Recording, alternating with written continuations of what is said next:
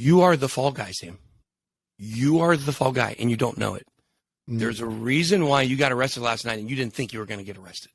Everybody's allowing you to incriminate yourself. There's a story to tell. Your parents, Dan Friedberg, they're the key to this. If you don't flip on them, you are possibly doing a life sentence in prison in max.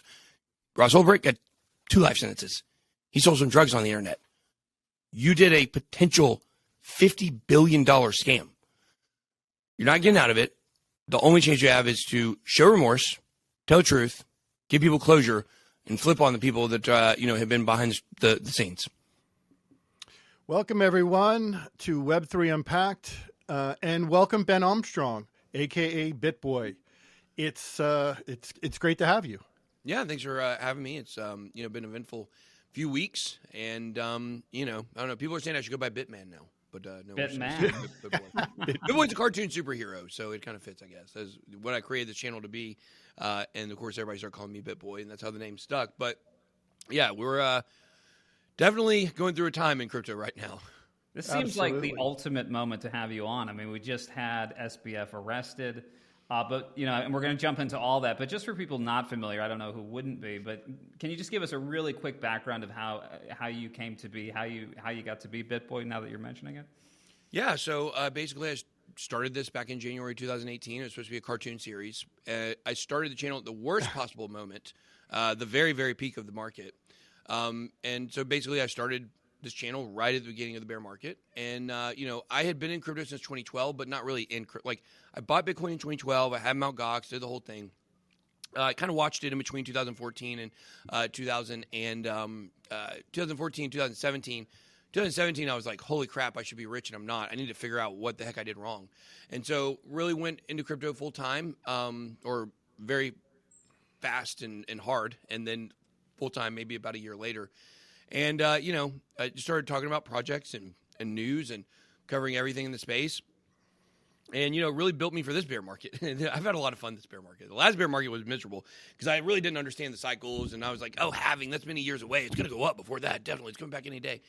And so I really went through that whole period of, having to really face facts of how a Bitcoin cycle works.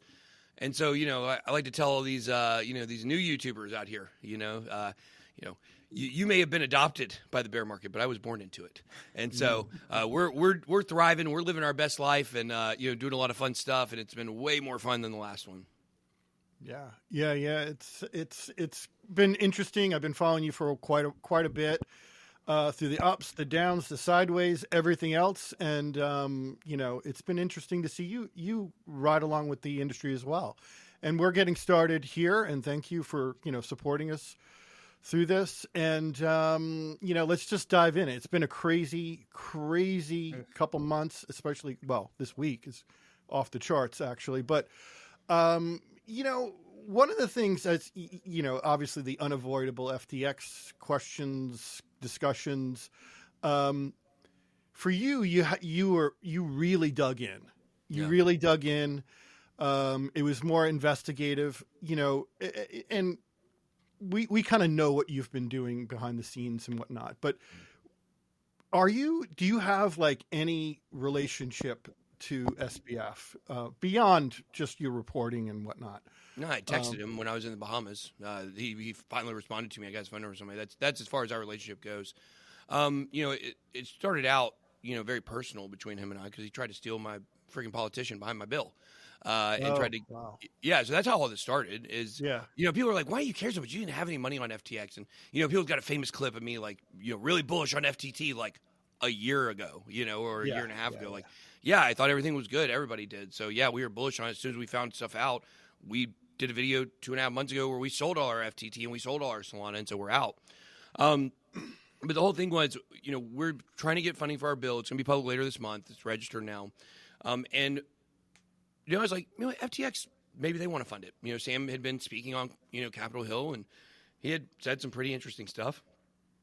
And, I'd never been able to figure out, like, do I like this guy or not? I could never put my finger on, like, is he good? Is he bad? Do I buy this whole philanthropy thing? Not really. But overall, he's probably doing some bad things too, but net positive. That was generally my thought, I guess.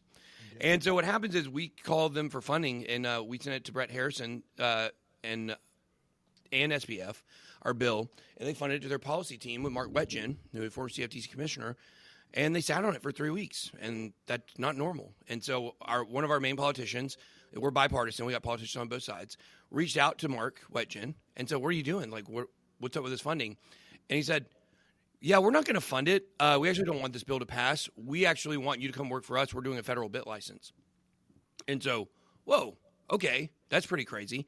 Not only do I discover he tried to steal someone from me, but also he's doing the worst possible crypto regulation that exists and trying to make it federal and kill decentralization and kill peer-to-peer. So that's what started me down this rabbit trail with him. And that's why I never had an account at FTX. But, we become the voice of the FTX user, the voice of the people on this, and we really enjoy that because we like standing up for people that don't have a voice. But also, that kind of explains why I got so tied into this. And it's been the whole time it's been personal between him and I when it comes to anything to do with regulation, So happy that he's so toxic that none of the stuff that he was working on in Washington will go by. It's actually good for us. It's actually turned out to be the best possible thing for our bill. Yeah. And, as we've been tracking, your progress and stuff from the government and the news and everything else, we're curious here is your journey over? I kind of know the answer, but for our audience, what is your game plan? What's your strategy moving forward? Yeah, guys, happy to announce today that I'm retiring. We had a good run in crypto, and Sam is arrested, so now I can. No, that'll be our big headline for this episode. Yeah. BitBoy retires, man. I tell you get a lot of likes on that. Yeah. No, people, it's funny. Like people go back and they say all kinds of stuff, and like, look, Michael Superman, Ian Bellina, these were the two box mining as well. These were the biggest influencers, along with Data Dash. He's still around making consistent videos, but they're the three biggest influencers pretty much during 2017. And people look at our growth in 2021 and they're like, oh, this is the Michael Superman of blah, blah, blah, crypto. He's going to go away. No, we built an infrastructure here that can't be replaced. We have 40,000 square foot studio. I've got tons of employees, full editing team. We've got tons of channels up underneath us. We've been built to last the long term. So next cycle, we still going to be at the top. The cycle after that, we're still going to be at the top. And maybe not number one. Certainly there's up-and-coming content creators that are great, and we champion those people. But we're going to be relevant for a long time here. And I don't want to move away from crypto, right? You got, Carl from the moon. Carl, he's out there taking, influencer pictures of him moonwalking and stuff. That's cool for Carl. I like that for him. That ain't me. I don't have many interests outside of crypto. I like sports. I like playing poker. I like to play more on the WSOP and stuff like that. But it's always going to be supplemental to what I'm doing here. We deeply care about crypto. We want decentralization. We want the philosophies that started it to carry through, and we don't want them to be looked over and this turn into traditional finance 2.0.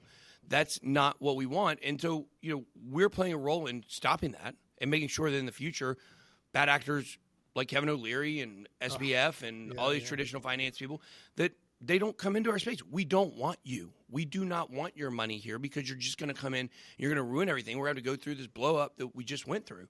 So, what's next for me? We are definitely moving more in the political, the political sphere. We do have bills. We've got other stuff we're doing down the road. We've got our own political action committee.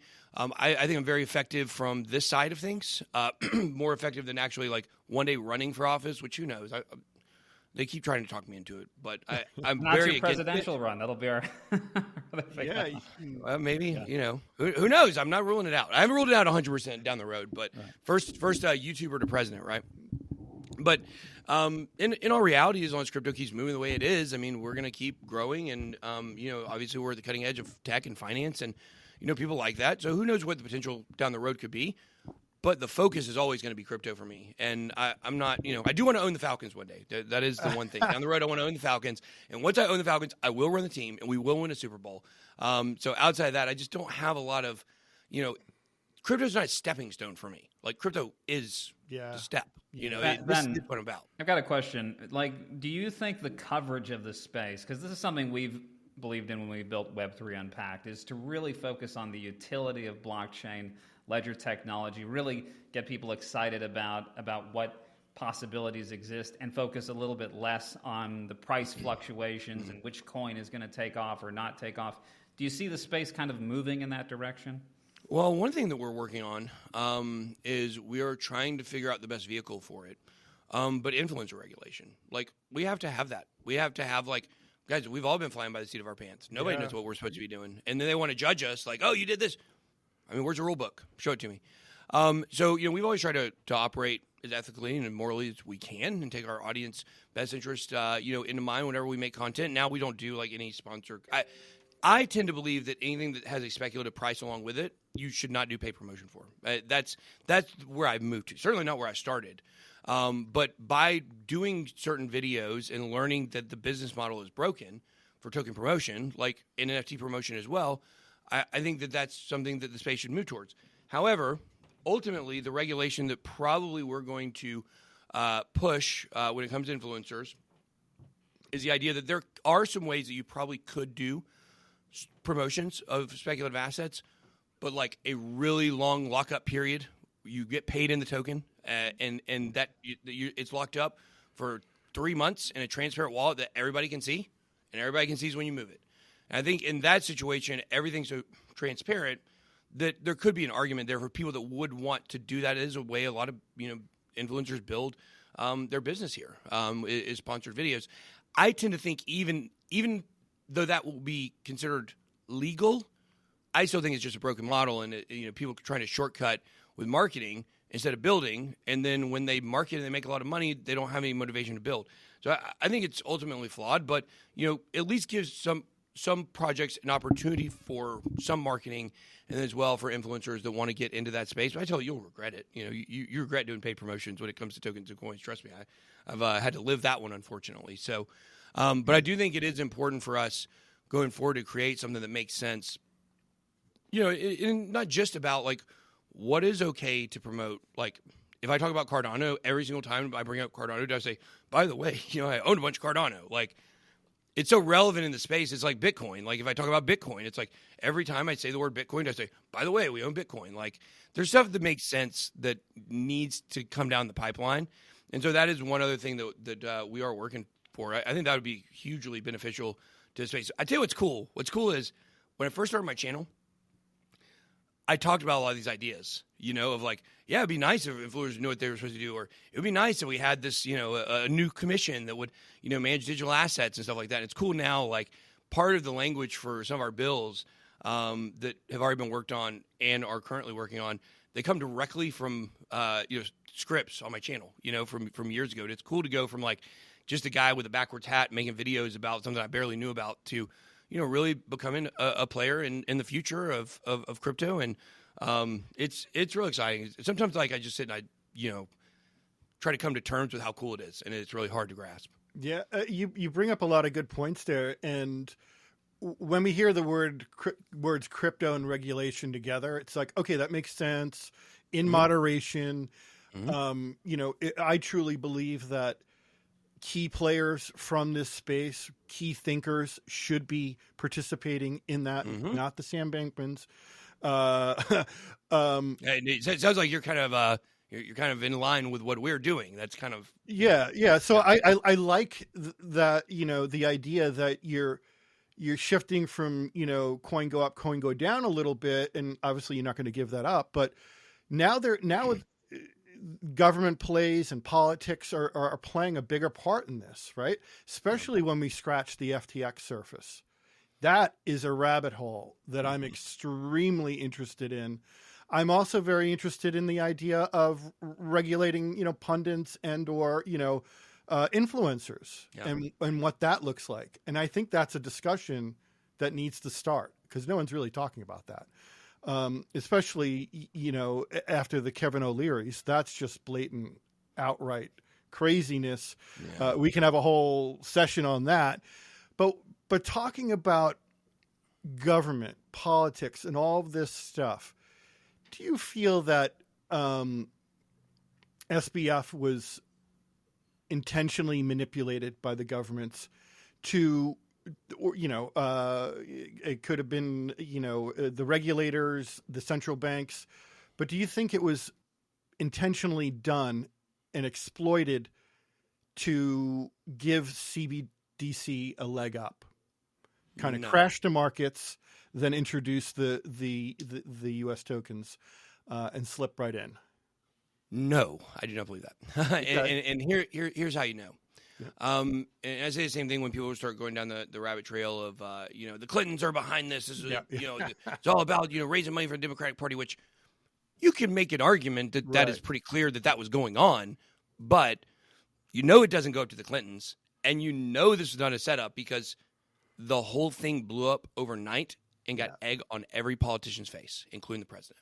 Yeah. If this were a smoother operation by people that were not extremely sloppy, then that would not have been a possibility. They would have taken much better care. Because look, making money for them and trying to fill their insolvency holes was primary. Yeah. The political donations were secondary, and you know that because they didn't protect the political donations by doing stuff on the front end to keep it from blowing up. So I understand why people have that perspective. I've got a much more optimistic view on regulation in crypto. I really do, because we've been working on this bill for a long time, and we finally are getting it to, not to the finish line, but really to the starting line, where people can understand exactly what we're doing and get on, and support it. Now that I've been on this end working, I think our bill is going to pass. We have an executive order route as well. We've already had some contacts with the people that sign executive orders, if you know who that is, about our potential success there as well if it doesn't pass as just a regular bill. So the whole thing is, it's a very optimistic crypto bill, because all of these ideas that the SEC is going to take over crypto and, Elizabeth Warren's going to create a crypto bill that's going to screw everybody. I just don't believe all that's going to happen, because once what we're doing gets in the public eye, there's virtually no way for hardcore crypto people not to support it, unless they just go off the premise of oh yeah, I don't like BitBoy because he ranted one time or something like that. If you don't want to support my bill because I wrote it, then that's a real low IQ move for your future. Is it pretty bipartisan? Yes, it's bipartisan. We have big support on both sides, and we've been reached out to by many sitting senators and their teams about the bill as well. State level people are interested in it as well. It's one of these things where, I say this about crypto all the time. Look, crypto might not save us from a great reset, but it's the only chance that we have, Same thing with this bill. Look, this bill may not get approved. There's a chance. If this bill don't get approved, we're screwed. And so I've got to take the optimistic approach that ours is going to get through. And I just can't really buy into all these conspiracies about this was set up to ruin, everything. And I understand why it looks that way, for sure. But you really take a step back and you look at the way that it exploded and just the quirky, tell you the quirky line of events that got us to where we're at, to where actually now my bill is perfect to slide in with the gap that Sam, left, trying to do a counter to my bill originally. So it's almost like, I don't know, I feel like it's a little destiny, Yeah, we got to take the right steps. You got to take the first step, the next step. And like I said before, let's have the crypto kids, or, crypto adults maybe, forge the way with that. Now, without everything that came down with FTX, do you credit yourself a bit with cracking this one? Probably too much. There are things that I know that basically, I know who the whistleblower is. I know how that came out. I do know. I know a little bit about why Sam was ultimately arrested this week. I'm to this point where I feel like it's not really beneficial for me to come out and say you'll find out. And it's just, you see things somebody tweeted the other night reminder, BitBoy, you had absolutely nothing to do with any of this. CoffeeZilla did more. Well, first of all, I gave CoffeeZilla a bunch of evidence, but whatever. I like CoffeeZilla. I'm not going to say anything bad about him. Yeah, he's fun. But the whole thing is we really from the very beginning have been tied at the hip with Sam on this, and we have pushed forward. Nobody would go down there to the Albany and confront him. Obviously, he didn't come out, but we were the only people that have been in the compound, and we went down there to figure it out. And we were going to go down there, or we still are going down there this weekend. We were supposed to do a protest to get him arrested, but dang it, Sam. Why'd you have to get arrested the week before I came? So we've already got the trip booked and everything. So we actually, we need to stand up for the people. So one thing we're going to be doing while we're down there, since we can't protest now, I mean, we could, but there's nothing to protest. I want to go see if I can see him in jail, by the way. I want to see if I can get on the list to go have a conversation with him if he's still in the jail in the Bahamas this weekend. But what we want to do is we've actually got some very interesting stuff with the property that is in the portfolios of FTX, which is the government right now, they can seize them and sell them for pennies on the dollar and make a bunch of money and then give all the high dollar property to their friends. Yeah. And we're going to stop that. So we're going down there this weekend. We're going to be filing a lawsuit, making sure that they can't do that. So that money stays, the 9 figures worth of real estate minimum stays in the Bahamas, and it can be part of the bankruptcy, which can ultimately pay back some of the users. And the people that go down there with us, they don't know this. They lost money in FTX.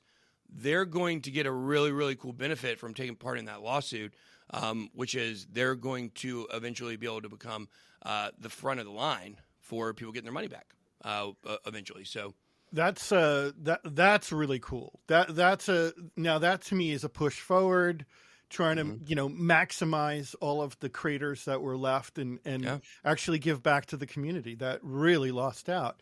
I also, I think on one of your last podcasts I was listening to with Alex Jones was the idea of NFT activism, and the idea, and I know you were probably pretty excited about releasing this kind of tactic, which I thought was pretty cool. Can you explain the NFT kind of activism treatment there? Yeah, so things have changed a little bit in the last 24 hours, obviously. It's funny that I was on Alex Jones yesterday talking about, we're coming to protest, and then all of a sudden he gets arrested that night. I don't know. Is there a coincidence? People tend to, he's got a big voice. Yeah. But the whole thing is, we are working with an NFT project on the ICP, the Internet Computer Protocol chain, and they created this NFT just for us. It's like a 75-25 split. So the creator gets 25% and we get the 75%, and that all goes towards, it was going to 100% towards the protest and the costs associated with it. Well, of course, he gets arrested last night. And it's going to be so cool because part of this, there were going to be generative traits, kind of, but they're more like generative scenes. Yeah. So like you might get Sam in one, me in another one. You get a cool protest sign in there in the background. And the signs, they were going to make physical copies of the signs too. So we're going to be at the protest with the physical signs that were going to be in the NFT. And it could be like 2 ICP. It's like $8 for an NFT. It wasn't going to be, we're trying to do more quantity instead of, like a small limited release, because we didn't really have to have, like, there's no dollar amount. There's like, we got to make sure we sell this. Maybe if we got an extra $10,000, like that'd been really big to help fund this. And that could have easily been reached. Well, now that, the protest isn't happening. Now we're going to have to punt a little bit. We're still going to do it because they created it. But what we're going to do is, instead of now raising it for the trip down there, we think we've got the expenses covered for that. That will go towards our political action committee and going towards funding our bill. And so this is really cool, because what I want to really see here is how much does the ICP community support what we're doing in more than just hey, come talk about our project kind of way. Like, do you see the big picture stuff that we're pushing for? And, these chain specific communities, there's a lot of power in those, because there's a lot of money and a lot of dedication in that project. And so it's going to be interesting to see, is this a model that we can follow going forward for raising more, funding for crypto regulation? Crypto regulation is expensive, $3.7 million to do this bill. Yeah. And by the way, that's 50% off, because we don't have a marketing budget, because I am the marketing. Yeah. We don't need a marketing budget at all. So that's why they were really interested to work with me. So, I think if we can get this model going forward where it's all transparent, we got a 501c3, you got a 501c4, all the money goes towards the political action committee. We're not doing this because we're trying to get rich, and we already got rich in crypto. We don't need. We need to make sure that we stay rich by not having our crypto taken by the IRS, I guess, or whoever, the SEC, whoever wants to come and take it because they're overreaching. So this is about preservation of the future in crypto, and it's about getting small. ICP is not small. Definity is a big company, but the community compared to some other ones is relatively small. And let's see, like, what kind of dedication can we get from these people? And plus, we get to support the artists. Like, we support the artists in this as well. So not only are we getting money for our fun, But then 25% of that is going to him for what he created and he worked on very hard, and it's a way to highlight him as well. So, we're hoping this will be kind of something that we will be able to repeat in the future. Ben, I know I'm jumping around a little bit, but we're just at this pivotal moment in history, right? That Sam just got arrested. If he happens to come across this interview, what do you want to say to him more than anything right now? What's your one line to say to him? You are the fall guy, Sam. You are the fall guy, and you don't know it. There's a reason why you got arrested last night, and you didn't think you were going to get arrested. Everybody's allowing you to incriminate yourself. There's a story to tell. Your parents, Dan Friedberg, they're the key to this.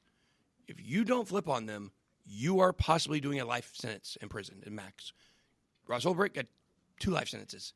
He sold some drugs on the internet. You did a potential $50 billion scam. You're not getting out of it. The only chance you have is to show remorse, tell the truth, give people closure, and flip on the people that have been behind the scenes. Yeah, there's been nothing. It's almost like he was scripted through the whole thing, the whole media blitz that he did. It felt like someone, like a marionette, like someone was controlling, pulling the strings. Oh, we call him the puppet master. That's what we call the parents. The puppet masters. Dan Friedberg is the architect. There's so much here. So Ben, where does this space kind of go from here? Yeah. And have you lost a lot of net worth? Have you lost any net worth in all of this? Yeah, guys. Actually, I'm eating ramen right now, so I like ramen. So. Hey, I like it. Yeah, we've certainly lost a lot of net worth in this bear market. We expected what we weren't expecting was $3 million gone in Celsius. Was $15 million in crypto at the peak. Went all the way down to 3, and then we lost it. We've been talking to lawyers about maybe getting 20 cents on the dollar for that in a lump sum, because who knows how long it's going to be till that money comes out, if ever. A lot of questions. A lot of questions about how new insolvencies affect some of the older insolvencies and stuff like that. We just don't know yet. But the fact is, I have lost a good amount of money. We still have, I have a gigantic house. I have a Lamborghini. I've got some high ticket. I got a Bored Ape, if that thing's still worth money. So we've got some high dollar assets, and so I'm fine. We got real estate. I think we have $10 million in real estate. So we've got a lot of money for different stuff. It's been tough, having a business running, a lot of employees, having to make payroll every week, and that's been a little stressful because, we don't want to, we have had to let go of some people, but not that many, not 50% like some of these projects exchanges have. So we've been real proud we've been able to manage, even though we have, lost net worth. But guys, none of this has anything to do with crypto. This is what people really have to understand. Because I was watching the hearings this morning, and this one guy, Brad Sherman, he was like, crypto is a bunch of snakes and blah blah. They had this guy at the very end of the day where he said something like, the crypto bulls have to convince me that adoption's going to come one day. Blah blah blah blah. Shut up! No, we ain't gonna convince you of nothing. It's not my job to be bullish on crypto and tell you the prices are going up. My job is to look at the space and examine how it can possibly help people. Centralized exchanges, traditional finance, greed, central banking. These are the problems. This story highlights that more than anything. What a bigger neon sign for decentralization than what we've just seen. Absolutely. And we've been kind of yelling from the rooftops to our audience. And it's like, look, exchanges are not banks. They're on roads and off roads. That's it. Then you do your business, you invest, you use different utilities, and that's it. With that said, what do you think? Who do you think the layer 2 protocol winners are coming out? Cardano. Oh, layer 2. Yeah. You said. Not financial advice. Not financial advice. Yeah. Layer 1s, I'm going with Cardano over Ethereum eventually. Oh, wow. 4 to cool. 6 years. All right. Yeah. But layer 2s, look, I like optimism. Vitalik has said that optimistic roll-ups are not, he's pretty optimistic on them. He thinks they'll get better. That's funny. If you understand how optimistic roll-ups work, which we did a video recently, they're pretty cool. I like the idea of basically you're putting your money where your mouth is, and transactions go through faster because there's money on the line. If you're wrong and there's a fake transaction. Not to get too much into that, but I really like optimism. But, obviously, Polygon is the layer 2. nothing can touch Polygon and nothing will touch Polygon, in my opinion, at all. It's just built too much infrastructure. It's built too many partnerships, and it's too well connected in the space. And, you know, it blew up in the last bull run, so it's got a lot of attention on it. And to me, it is the winner. Look, there's I think there's 6 or 7 different kinds of layer 2s.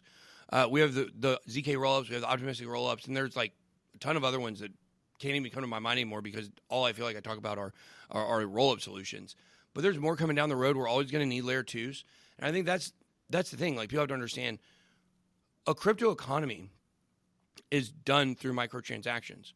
A microtransaction is literally anything that happens on the blockchain. That's why it's called cryptocurrency, because you're constantly spending money for actions. That's really where currency, you know, comes from here. When you look at Visa, they do 1,700 transactions per second. That's nothing, right? But they don't have to do more than that because their transactions are literally goods and services and, you know, hotel room holds, right? Everything that you do on a shopping trip, you do not use your Visa for. The point is, if you take all the collective actions on the internet, it's a lot more than 1,700 transactions per second. We're always going to need faster transactions because the Internet of Things, you know, continues to grow in that network. You know, there are a ton of different use cases in the future that we don't even know yet. You know, the unknown unknowns we don't even know. You know, I think this is why it's so important to have layer 2 solutions out there, even beyond, you know, ETH 2.0's complete rollout, which will be like, who knows, 10 years. Yeah. They say I got to ask you something, Ben, because I know you have limited time, but just before we start to wrap up, there's been a lot of critique over different personalities promoting different coins and things. And I know Elon Musk for a while was doing a lot of Doge promotion. What are your thoughts on that? Did he get off easy, or like, because I feel like that was kind of just laughed off and no one really talked about that very much, which was interesting to me. Well, I think the word promotion is a very interesting word. You know, just like the word scam or scammer, very interesting word. You can use them, you know, without prejudice because they don't really have a specific meaning to where you could defame someone over it. This is a question we really have to get down to in crypto. What are we okay with? What are we not okay with? Are you okay with someone interviewing a project, or is that a shill? Are you okay with someone doing a review on a project and literally giving you the information, or is that a shill? Anytime a coin is mentioned on any show, is that a shill? Like, it's so low-level IQ, in my opinion, that it hurts to have a part of your audience that is always going to call everything a shill, and that's really where the toxicity comes from. There certainly is some retrusting that needs to go on with crypto influencers. I think that can be done, like I said, through actually having a clear set of guidelines that people must follow. Then there's a standard to be held accountable against. But, you know, I think ultimately when it comes to, you know, promotions and people who promoted this, look, I don't judge anybody who promoted FTX. I never promoted FTX. They never called me because I made fun of Sam's hair all the time. How could they know? You know, like, nobody knew what was going on there really behind the scenes until right before it all busted open. So I don't really take, you know, I don't get angry with people. I promoted Celsius. I thought Celsius was great. I had $3 million on there to back that claim up. Put my money where my mouth is. And so I think ultimately we need to move to a place where we come up with what standard across the industry. Like, what is a promotion? You know, is it a paid promotion? Is giving someone a platform a promotion? Well, that puts us in a very, very tricky spot because we have to vet every single person who comes on our channel at all, like, just to make sure that, you know, everything they've ever done in their history is up and up. That's a very limiting space. Guess what? News anchors don't have to do that. CNBC doesn't have to do that. They just go interview people. And so I think we're held to an unfair standard. And let me tell you the real drama here. The real drama that no one wants to acknowledge until I started acknowledging it a couple weeks ago, and now finally there was a story that broke that backs us up. The crypto media, they need to be held accountable. CoinDesk, Cointelegraph, The Block, $27 million to their CEO from Alameda. The propaganda media arm of Alameda was so deep and so strong, and people have no idea yet. It's all going to get uncovered, and you're going to just see how much influence they had over this space. Cointelegraph can go do a $14,000 article on a scam, a complete scam, do no due diligence at all. Just whatever they give them, they put on the website. Project scams and rug pulls, zero accountability. You never see anybody on the cryptocurrency subreddit saying, that Cointelegraph, you know, they had a press release that was from a scam. No, I guarantee you, if I covered a scam 3 years ago and they rug pull tomorrow, it's going to be all over CoinDesk. And it's not fair. YouTubers are held to a completely unrealistic and unfair standard compared to the written media. And I think there needs to be, some sort of process that we go through to where that gets fixed, so. Yeah. And you feel it's regulatory? Not necessarily with the media. It needs to be social.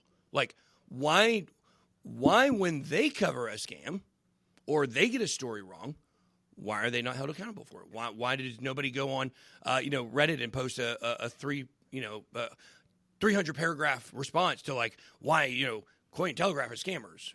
They don't do that because people don't really seem to care for whatever reason. But most YouTube videos that are news related, actually, the source of that you can trace back and is probably an article that was written.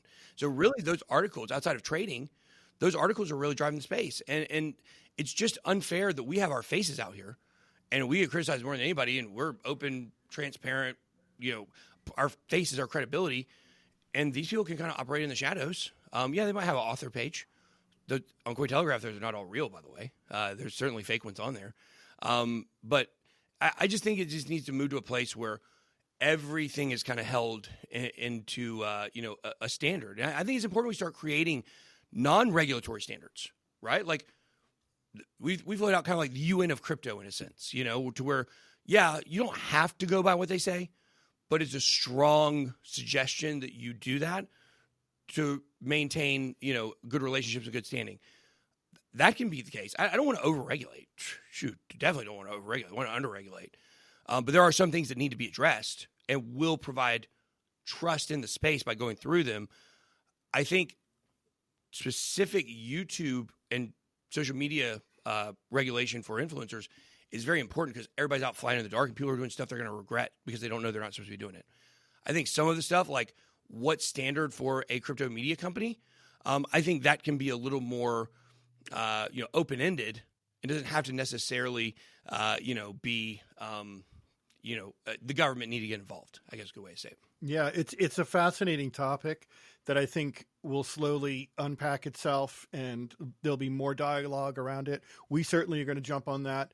And it's really interesting to see the credibility of major networks. Pick any one of them.